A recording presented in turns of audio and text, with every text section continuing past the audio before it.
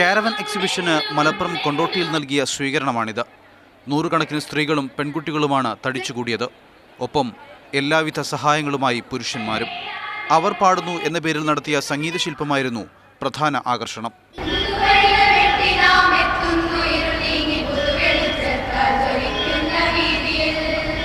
പെൺകുട്ടികളുടെ സംരക്ഷണം ലക്ഷ്യമിട്ടാണ് സാമൂഹ്യനീതി വകുപ്പ് പരിപാടി സംഘടിപ്പിച്ചത്.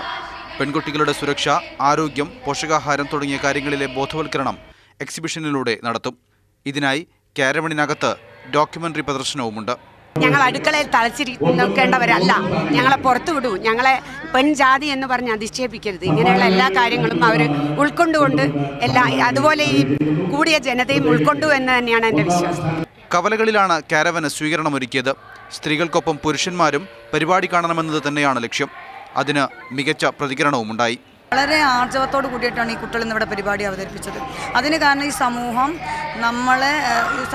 തന്നെ അവരോട് നിങ്ങളുടെ കൂടെ ഞങ്ങളുണ്ട് എന്നുള്ള രീതിയിലുള്ളൊരു സമീപനം അവർക്ക് കൊടുത്തതുകൊണ്ടാണ്. നാടകം, കവിതാവിഷ്കാരം, ഫ്ലാഷ് മോബ് തുടങ്ങിയ പരിപാടികളും കൊണ്ടോട്ടിയിൽ നടന്നു. ജനുവരി 24-ന് തിരുവനന്തപുരത്ത് നിന്ന് ആരംഭിച്ച കാരവൻ പ്രയാണം ഈ മാസം 14-ന് കാസർഗോഡ് സമാപിക്കും. മാതൃഭൂമി ന്യൂസ്, മലപ്പുറം.